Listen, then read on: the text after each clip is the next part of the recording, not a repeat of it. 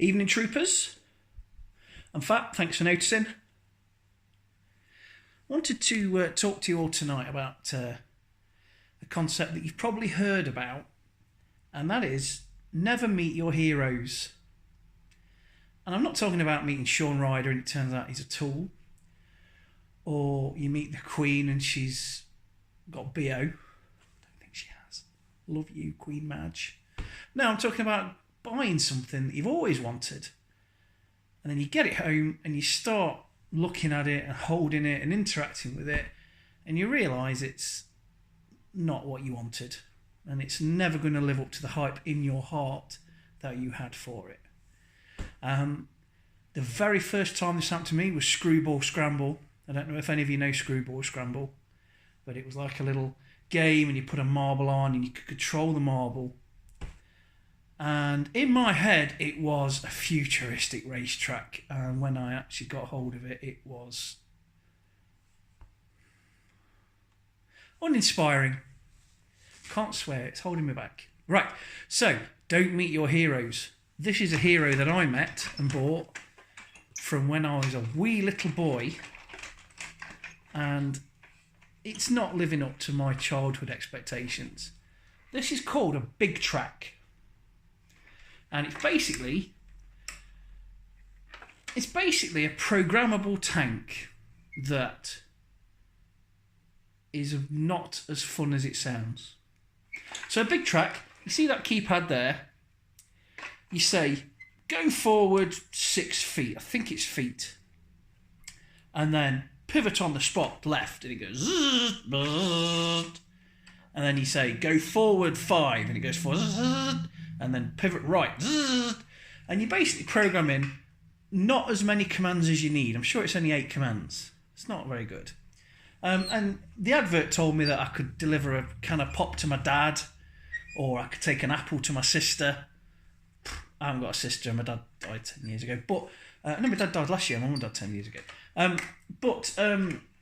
Actually what it's like one of them toys you had. It's like a turtle, you know, when you're at school and you had to program this thing and it'd follow a line of tape on the floor, and your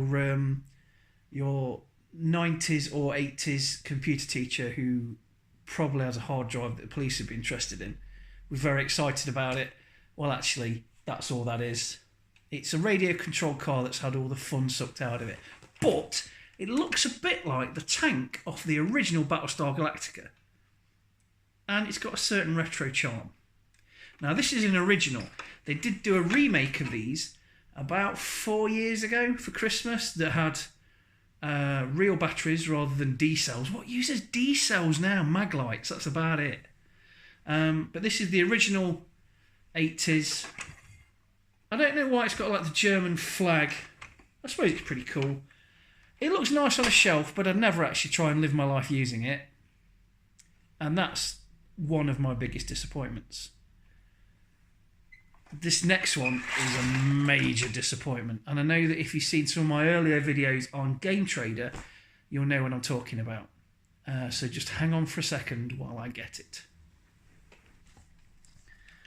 Allow me to introduce a personal friend of mine, the Armat M41a Pulse rifle, as seen in the film Aliens. And Alien 3, I think, very briefly.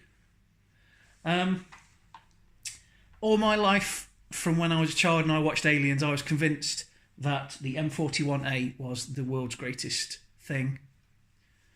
And I was convinced that armies were stupid for not actually building one and using it as their real rifle. In the film, it fired a 10mm caseless round and a 30mm explosive, essentially shotgun underneath. It was built, I don't know whether you know this, you probably know this, but it's actually a Thompson M1 and then a Spaz 12 shotgun. You can see the shotgun bit, and you can actually see the Thompson bit if you look carefully. The magazine just fell out, it does that. And then there's just some green resin plastic bits around it. So it wasn't anything special, it's just a Tommy gun with a shotgun underneath. It's really unbalanced, it's really clunky. It doesn't feel like you could actually fire it and aim it properly. The retractable stock isn't long enough. I don't know whether this is a exact replica, but it looks pretty damn close from the screen replicas. So I would imagine that it's pretty close in size and chunkiness to the real thing.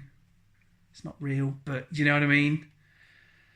And if I just hold it by the pistol grip, oh, you got an extreme close-up there. Extreme close-up! Ah!